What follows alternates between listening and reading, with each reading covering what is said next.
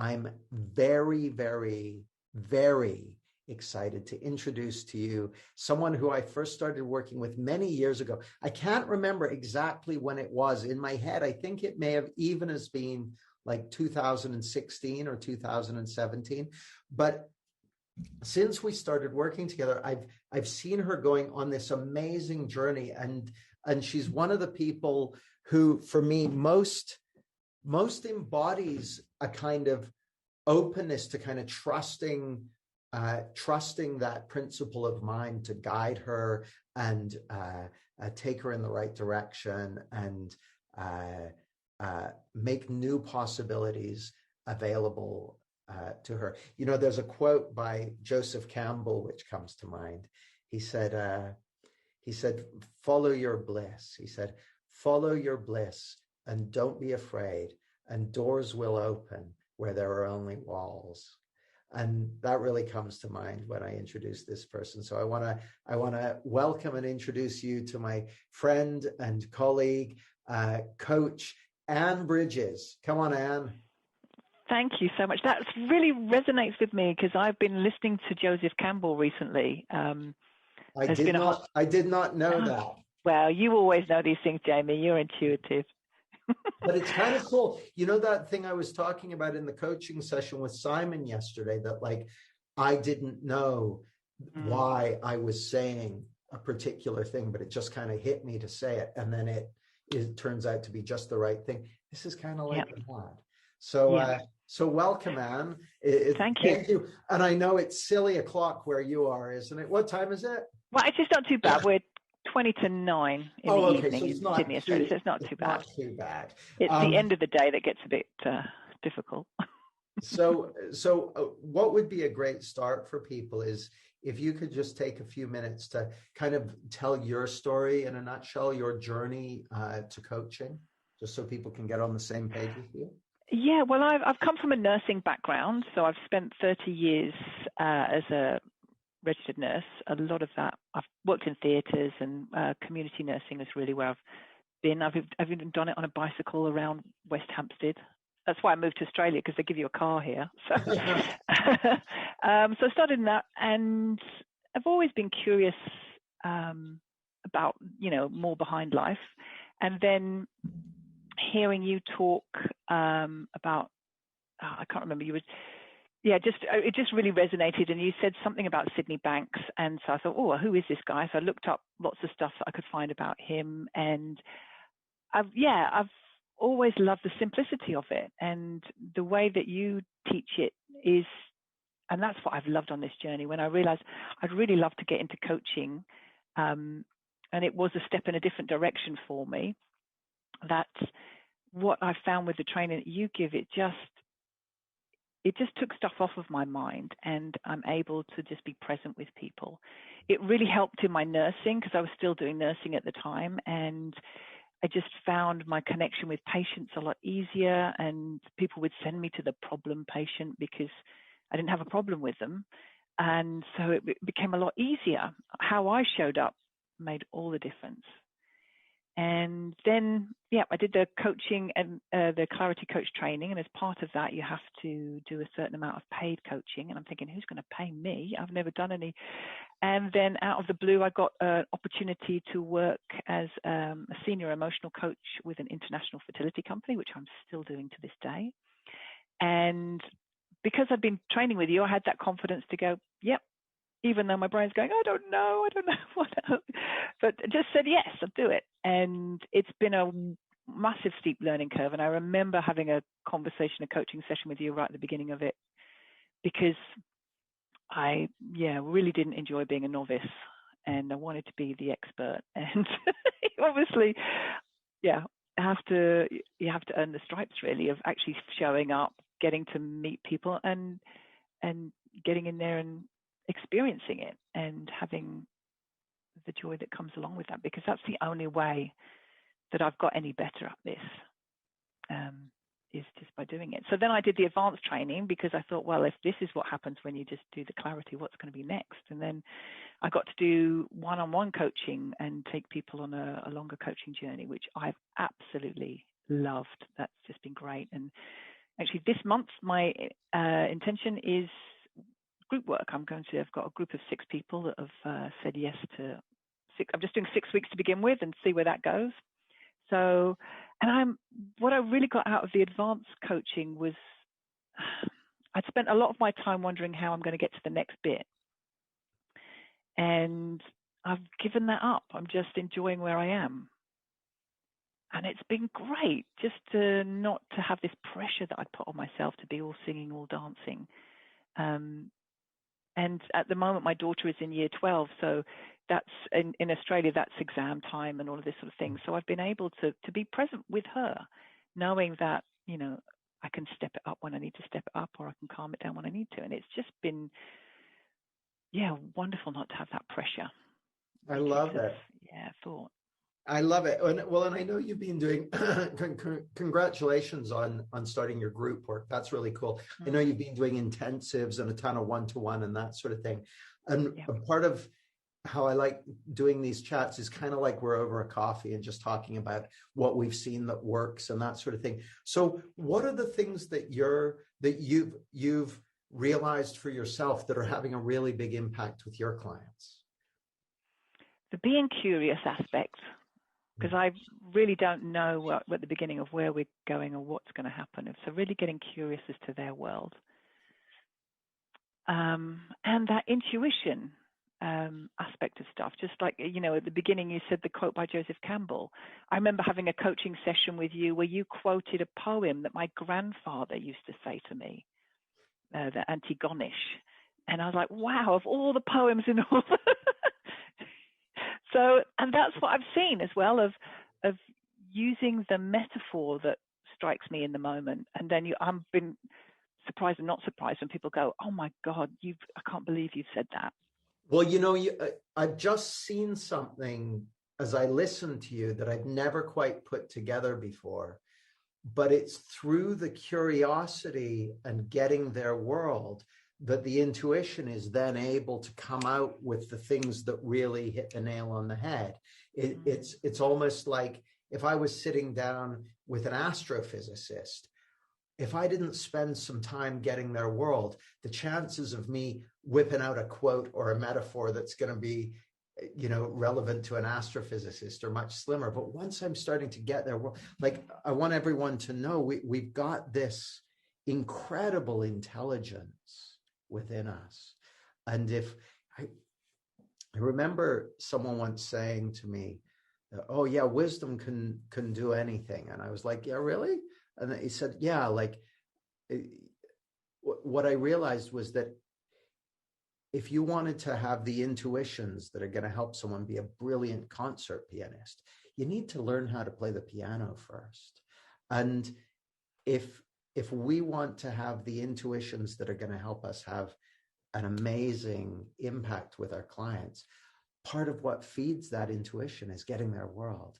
Part of it is our understanding of the principles. But I really saw the two of those come together when you said. Yeah. So what are some of the transformations you've seen just by kind of following that curiosity and trusting that intuition? Well, one of them, the first ever one-on-one intensive that I ever did was, what was really struck me was after the event, because she'd come in with a whole list of what's going on for her. And this was just before lockdown in Australia. And she was having difficulties with her husband, she was really finding him irritating, and even the way he chewed his food and, you know, really kind of, so it's just as well as before lockdown, that because afterwards she just said, what have you done to my husband? And I said, I haven't done anything to your husband. She says, he's really considerate. He's very complimentary. And it just made me laugh because nothing about him had changed. Because when I met him, I thought he was delightful. And obviously they've got a history and all this sort of stuff. So it was really interesting from that point of view, when she then had nothing on her mind, how she just saw him and without all those blinkers of who she thought he was. Well, sorry, go on. Yeah, go on.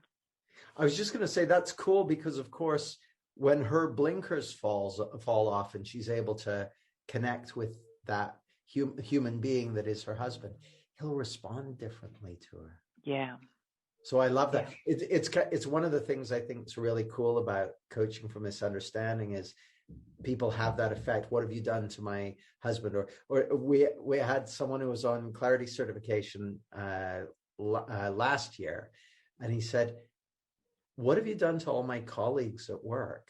They've got so much less annoying, so much more considerate. So like everyone in his office had raised their game as he got a deeper understanding." Yeah, that goes back to the nursing stuff of how I showed up. It just made a complete difference to the other person. I had one particular patient when I was nursing who, again, I had an intuitive hit of, I really need to talk to her about gratitude because she just moaned about everything. And I could understand why. She was living in a not particularly exciting situation. So yeah, just speaking to her about gratitude,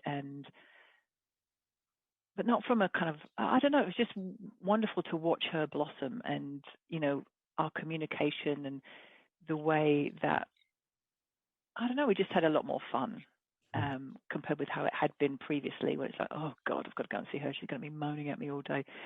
To, I know, I'm going to talk to her about gratitude. I think that's something, that was just the hit that I got. And it was funny because she just, when I asked her about gratitude, she goes, I can't think of anything to be grateful for. And I was like, wow, really? Nothing? I said, what about whiskey? You love whiskey. And she goes, yeah. I mean, it was anything. Cigarettes, you love them. So it was just funny just to flip it and just to see this kind of her getting reflective and that, just bringing a level of fun to the communication. Go on. Yeah, recently I had somebody though who, so I introduced them to the kind of like I'd had a half an hour with them, and I left them with an experiment, and I'm like, don't take my word for it, you go and have a look. And they came back, and it was a couple, and she had been really worked up about stuff, and I think he was kind of always on the back foot. And he just said, I don't have to worry about things anymore. And I was like, wow, that is huge, because he'd spent a lot of time worrying about stuff. And she realized she didn't have to comment on all the things that went through her head. And so he said there was one particular situation where he was waiting for her to kind of just let leash on him. And she didn't. She said, I just didn't see that. She goes, I could see why I would have done that, but, it just didn't happen anymore. So those sorts of incidences for people, and knowing that, just for like my experience, that ripple effect of, you think, oh my God, this is great. And then it keeps getting better. Yeah. That's what I really enjoy, and watching that spark go on for people.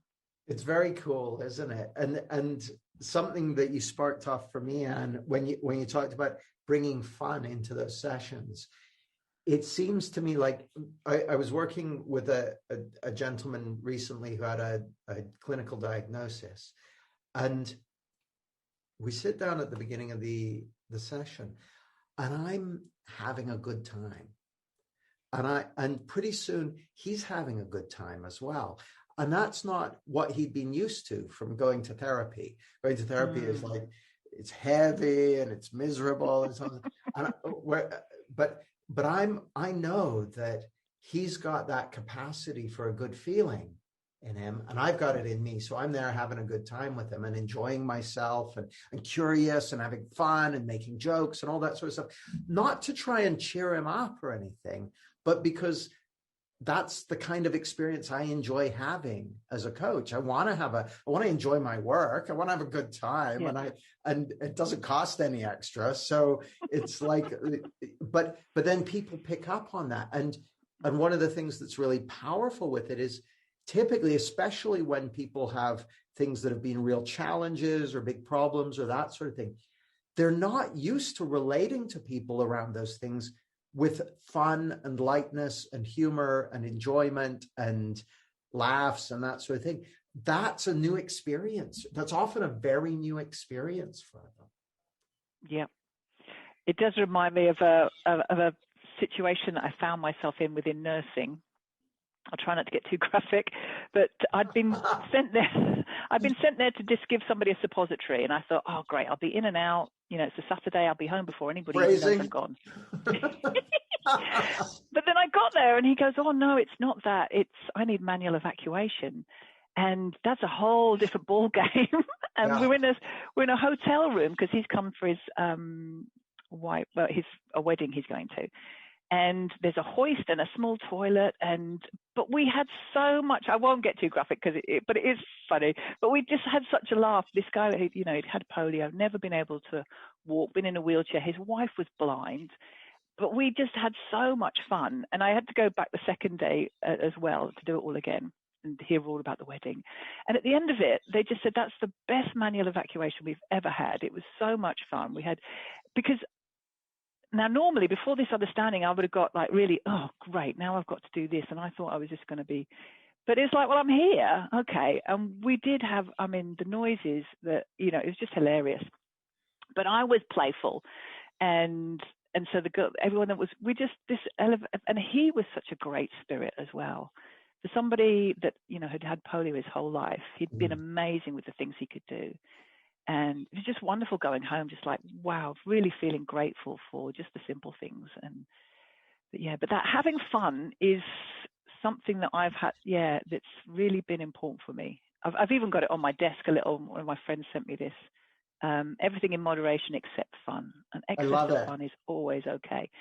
And I know when I'm getting too serious, I'm missing the point of really, That's so key, Anne. Like, and there's something transformative just about having a good time around. Because if you think about it, all the areas where people are feeling stuck or like they're not enough or that sort of thing, they've almost always got all this kind of heavy kind of mood about, people will even go into their certain, tone of voice and their special way of speaking about it and that story. And to experience it with someone who is, see, I take my clients very seriously, but I don't take their limiting ideas about themselves seriously. I'll get rapport with them. Like I'll get into connection with them. I'll get their world, but I'm not taking it serious. I'm not taking that seriously. And they pick up on that. And that's unusual. It's unusual. Yeah. I love it. Yeah. And I think that the world could do with a whole lot more fun, even like playing it with the checkout when I love language, which is why I love the advanced coaching. When people say to me, how are you? And they'll say things like, not so bad, thanks. And that always is such an English expression. Yeah. They do it in Australia as well. And I'm like, does that mean you're good? And they're like, oh, they have to think about it. And, so I used to like playing this game with people when they'd ask you how you are. And I'd just think like, oh, I'm dangerously good. Or, just to play with people and to wake them up from the usual kind of stuff that you do, just to have fun. And it's great. It's good fun. I like it. So what's next for you in terms of, I know just before lockdown, you did your first intensive and on for that. You've got the group work coming up. What are some of the things that you're just curious to explore? And I loved it. By the way, I loved what you said about not putting pressure on yourself. And the sense I get is of things just kind of unfolding for you. Yeah, well, that's what's happened with the groups, because I work twice a week for this international fertility company, and I see 10 to 15 patients on each day. So it's quite a lot to go through, and sometimes they're in a difficult place. So you're coaching 10 to 15 people a day? Yeah. On 2 days a week. That's what I'll do. So some of those days are. So I decided, I just had the thought of what can I give? And I really wanted to get better at this whole Zoom thing and being able to put people into groups. So well done, Clasia. I know what. So I thought, okay, I'll just get a group of friends together and just run a thing for a few weeks just so I can practice and make an absolute buffoon of myself if I need be. And it was great. So then I was like, I'm going to take it to the next level. And I've asked them, I'm going to do this. And they'd like, well, we'll pay. And I'm like, oh, great. Okay. So that's just organically what's happening. I've still got the 2 days a week with the senior emotional coaching, which is a lot. And then my daughter, but then my birthing book has just come out, Gentle Birthing. So, I suppose I need to go and promote that and do all of that kind of stuff as well. So I've got lots of opportunities and possibilities, and I'm not feeling particularly rushed or pushed. It's just following the breadcrumbs of what feels great and exciting to do now. And for me, it's that group coaching, and I'm sure I'm going to put on some birthing classes again and start getting back into that. So congratulations on the book. Will you send me a copy? Because I want to do a Facebook Live at some point with all the books written by Clarity coaches. Yeah, and I'm sure because I was really in my head about what other people might think about me. And then after advanced coaching, I was like, I don't really care what other people think of me. I know I'm, weird, and I love that. And it's not something that I have to hide anymore. And, you've allowed me to come out of the closet of the fact that I know that there is something amazing, deeper working in this thing called life. And so I don't have to pretend to be this straight and narrow person that I thought I had to be. That's so cool to hear. And is there anything you'd like to add, or anything you'd like people here to know about that, or anything else? I would like people to know, Jamie, that you as a mentor have just been so wonderful. You give so much, and it's really from the heart. That's what I get to experience, that sense of intuition, and you allowing people to be who they're going to be. And I don't know anybody that champions their students the way that you do. So if anybody's thinking about working with you, I would get them to jump at that, because you always give me more than I expect. So I'm so grateful for this journey that I've been on as a result of working with you. So thank you, Jamie. Oh, thank you so much for that, Anne. I'll send you that 10 quid. I didn't know you were going to say that. Thank you so much. It's no, my pleasure. It's a pleasure to work with you. I love it. Thank you, and thanks. Thank you. Everyone, will you unmute yourselves and give Anne a huge round of applause? Yay! Woohoo! Thanks, Anne. Thank you. Cheers.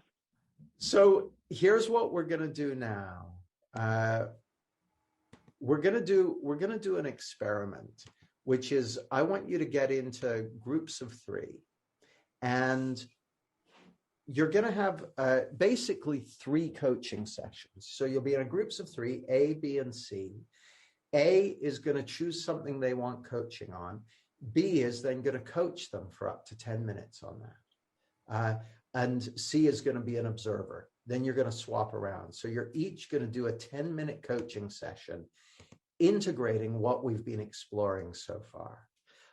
Now, some of the things that we've been exploring, well, actually, let me know, what are some of the things you're going to be mindful of, or paying attention to, or kind of using to inform you in this coaching conversation? Just type them into the chat. What are some of the things that you've already learned that you're going to be like bringing into this session with you? So Johanna says presence. Yeah, absolutely. Being there. Anne says calibration. Bingo. Johanna's curiosity. Gunmarie, bringing intuition and curiosity. Greg, calibration and having fun. Right on. Michaela, the principles are always in play, so you can rely on that, and the intuition. Right on. Claire, calibrating with myself and the other. Bingo. The most important person to calibrate is yourself. Darlene, empty mind. Love it. Brian, providing a safe, quiet place. Teresa, lightness. I love it. This is great. So you're going to, and by the way, as you go into this session, it's not like you've got 10 minutes to coach the hell out of them.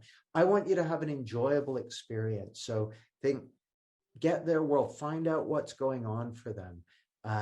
Find your way into a connection with them. Listen, and trust that you will be guided. And I'll see you back here in 30 minutes. So it's 10 minutes each get around. Use the timer so you know when it's your turn. And I'll see you back here in 30 minutes. Thanks, guys. All right. We got everybody back. Nearly. Anne Bridges, before I do the check-in, there's something I forgot to mention. Will you join me again on screen? Yes. This is really important. You won't know this, but I am literally holding in my hand your certificate of certification as a Clarity Advanced Coach and Facilitator. So well done. You have met all the requirements, and we'll get that in the post to you right away. Oh, brilliant. Yay! I just wanted to congratulate you for that. So everyone unmute yourself and give Anne a big round of applause. Yay! Well done, Anne. Well done. Really amazing. Really amazing. And your clients are fortunate to be working with you. They are lucky to be working with you. There are clients out there who you haven't even met yet, whose lives are going to be transformed because they had the good fortune to meet you. So yeah, well done you. Oh, thank you, Jamie. You are very welcome. Beautiful. You are very welcome. It's also true. It's also true. Thank you. Thank you.